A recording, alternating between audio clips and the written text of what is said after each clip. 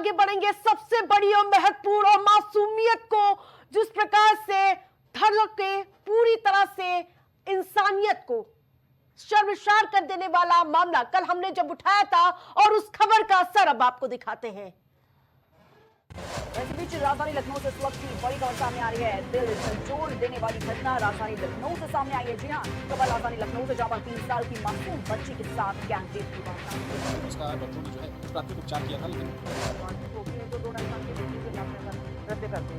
CRP की reports पर अगर गौर करें तो रेप के सिलसिले जो है वो थम नहीं रहे और बड़ा सवाल यही है। इस बीच राजधानी लखनऊ से इस वक्त की बड़ी तो हम लगातार सवाल पूछ रहे थे कि आखिरकार प्रशासनिक व्यवस्था पूरी तरह से मूक दर्शक बनी थी, लेकिन यूपी की मुख्यमंत्री पूरी तरह से अलर्ट मोड पर नजर आए। यूपी के मुख्यमंत्री योगी आदित्यनाथ बातें घुमा फिरा कर नहीं करते, डायरेक्ट बोलते हैं और सीना ठोक कर एक्शन लेते हैं।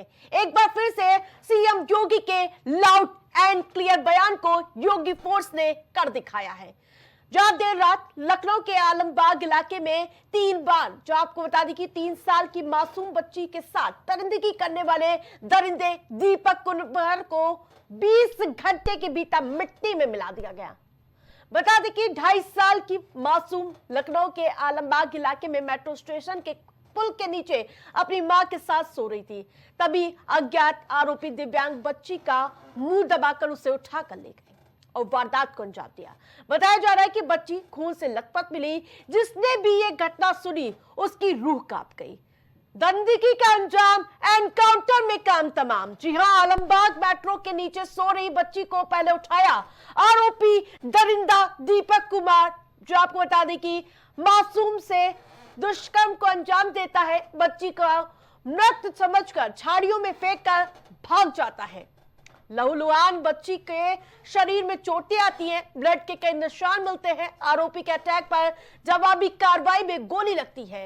अस्पताल में दीपक को डॉक्टरों ने मृत घोषित कर दिया है, यानी कि दरिंदा मिट्टी में मिल चुका है। 20 घंटे के अंदर आरोपी का इंतकाम। जी हां, 5 जून को 2.5 साल की बच्ची से दरिंदगी होती है और उसके बाद लखनऊ के आलमबाग से बच्ची को आरोपी ने उठाया था। तफ्तीश में दीपक वर्मा नाम के आरोपी की पहचान होती है और जांच में जुटी 5 टीमें 1 लाख का इनाम घोषित होता है और पुलिस मुठभेड़ में आरोपी अब पूरी तरह से मिट्टी में मिल चुका है। ये बहुत गलत हुआ है और इन लोगों जो यहाँ लोग रहते थे, इन्हीं में से कोई व्यक्ति है ऐसा जो पकड़ा जाए तो कुछ साथ सही आए, कैसे हुआ क्या हुआ, मगर बहुत निंदनीय कार्य हुआ और बहुत गलत हुआ। आलमबाग में ऐसा होता नहीं है, मगर ये जो यहाँ सो रहे थे, रात में रुकते हैं, नशेड़ी गंजेड़ी और चर्स वाले पीने वाले, ये सब यहाँ से हटाया जाए। मेरा निवेदन यही है, पुलिस को कहना पड़ेगा कि यहाँ से इनको हटाएं, नहीं तो ये आए दिन घटनाएं होती रहेंगी। अभी जो बेटी है, जो विक्टिम है, उसका इलाज KGMU में हो रहा है, जहाँ उसकी स्थिति अभी गंभीर है और आज संभवतः डॉक्टर उसके ऊपर सर्जरी भी करेंगे।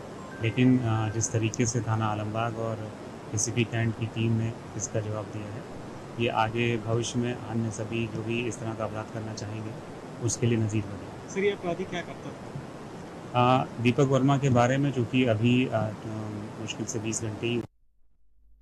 और ज्यादा अपडेट के साथ सहयोगी शहबाज जुड़ चुके हैं, जो लगातार इस खबर को कवर करते हुए नजर आ रहे थे। शहबाज, 20 घंटे के अंदर मिट्टी में मिल चुका है और इस खबर को प्राइम टीवी लगातार प्रमुखता के साथ दिखाता हुआ नजर आ रहा था और अब असर भी हो गया है।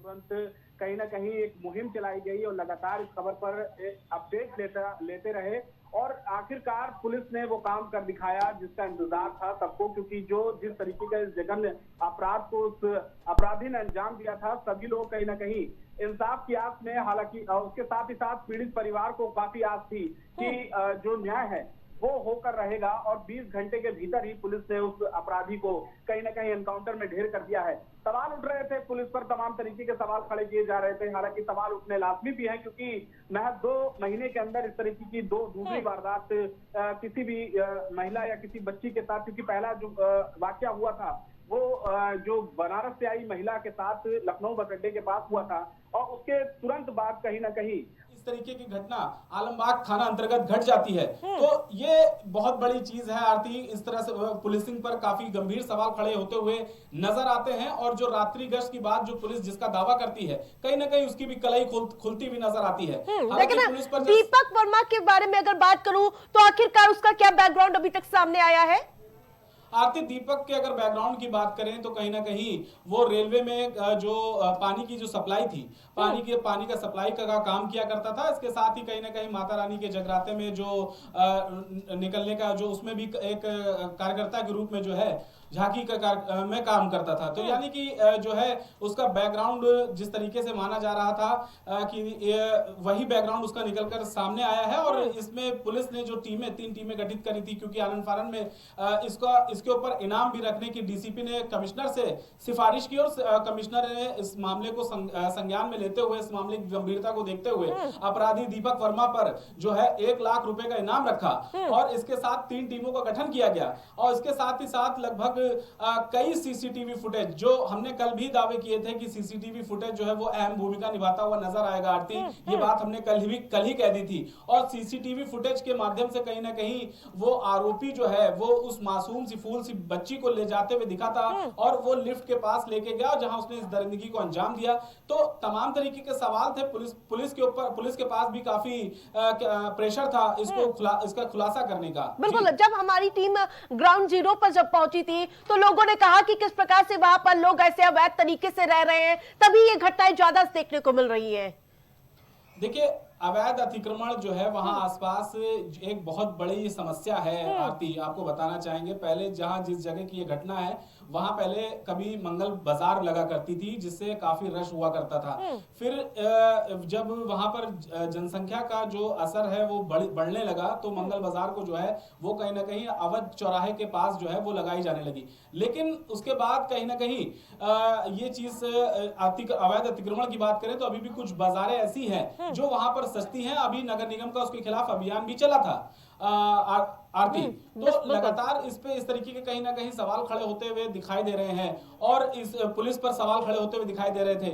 लेकिन पुलिस ने अपना जो काम है कहीं ना कहीं पूरी कर्मठता के साथ करते हुए नजर आए। और देर रात जो आरोपी है वो कहीं ना कहीं एक स्कूटर से जाते हुए नजर आया था जिसमें पुलिस ने उसके ऊपर जब उसको रोकने की कोशिश की तो पुलिस के ऊपर उसने फायर झोंक दिए। बिल्कुल, ये मुहिम हम लगातार शहबाज चलाते रहेंगे। ये ऐसे पहला मौका नहीं है कि ऐसे मामले सामने आए हैं, क्योंकि आजकल हम घर में ही सेफ नहीं है। जो छोटी छोटी बच्ची है आसपास के पड़ोस के लोग ही इनको निशाना बना रहे हैं। शहबाज, काफी हद तक कहीं ना कहीं बढ़ती हुई नजर आ रही है। तभी जो स्कूल हैं, कॉलेज हैं या फिर जो ऐसी संस्थाएं हैं जो बच्चियों के लिए जो काम करती हुई नजर आती हैं, क्योंकि जो बैड टच है उसके बारे में स्कूलों में भी अब जो है पूरी तरीके से बताया जाने लगा है। क्योंकि पहले इस चीज की जागरूकता बच्चों में नहीं थी। हालांकि बच्चों जो है वो भगवान का रूप माने जाते हैं और बहुत ही सरल स्वभाव के होते हैं। तो ऐसे में उनको ये नॉलेज नहीं होती है कि आखिर जो व्यक्ति उनको छू रहा है उसकी मंशा क्या है, क्योंकि बच्चे जो हैं वो आसानी से किसी पर भी विश्वास कर लेते हैं। तो इस तरीके की घटनाएं जब आम होने लगी थी तो उसके बाद कई एनजीओ ऐसे थे जिन्होंने इस पर काम किया, जो स्कूल जाते थे या फिर स्कूलों में भी अब आप देख रही हैं इस चीज के लिए एक अलग से क्लासेस लगाई जाती है, बच्चों की काउंसलिंग की जाती है। तो तमाम तरीके, क्योंकि देखिए बच्चियों पर नजर रखने वाला दरिंदा कोई भी हो सकता है। वो हमारे घर का भी हो सकता है, हमारे घर का बाहर का भी हो सकता है, हमारा परिजन भी हो सकता है, हमारा रिश्तेदार भी हो सकता है, जानने वाला भी हो सकता है। तो ऐसे में बच्चियों को ये बताना जरूरी है कि आखिर बैड टच और गुड टच में क्या अंतर है। तो इसके लिए तमाम तरीके की बिल्कुल, इस कार्रवाई के बाद एक बात और साफ हो गई, जिस प्रकार से सीएम योगी लगातार हर मंच से कहते हुए नजर आते हैं कि अगर बच्चों को छेड़ोगे इस सिग्नल पर तो अगले सिग्नल पर वो मिट्टी में मिला हुआ नजर आएगा। उसकी बानगी आज देखने को मिली। देखिए, बिल्कुल उनके बयान की कहीं ना कहीं आज तस्दीक पेश होती हुई नजर आई है। साफ तौर पर सीएम योगी आदित्यनाथ जो है कायदे प्लस कानून के सख्त हिमायती माने जाते हैं और इसकी जो तस्वीर है वो साफ तौर पर देखने को भी मिली। जब इस तरीके की कोई घटना होती है तो सबको पता होता है कि उत्तर प्रदेश में अगर उसने इस तरीके की कोई घटना करी है तो उसका माकूल जवाब देगी उत्तर प्रदेश की पुलिस। और वही हुआ जो एक माफिया के साथ, क्योंकि संगठित अपराध की तो पहले ही जो है कहीं ना कहीं रीढ़ जो है वो टूटती दिखाई दे रही है, क्योंकि अब उत्तर प्रदेश में जो संगठित अपराध होता था जब कभी, वो तो खत्म हो चुका है, लेकिन जो छुटपुट अपराध जो कभी हो जाते हैं उन पर भी कहीं ना कहीं लगाम नजर आ रही है। निश्चित तौर पर शहबाज बने रहिए, नजर बनाए रखिए। तमाम अपडेट के लिए धन्यवाद आपका। तो आपको बता दें कि जिस प्रकार से लगातार प्राइम टीवी मुहिम चला रहा है, इस मुहिम से जरूर जुड़िए। अगर आपके घर के पास ऐसी कुछ वारदातें या घटनाएं हो रही हैं तो हमसे जरूर संपर्क साधिए।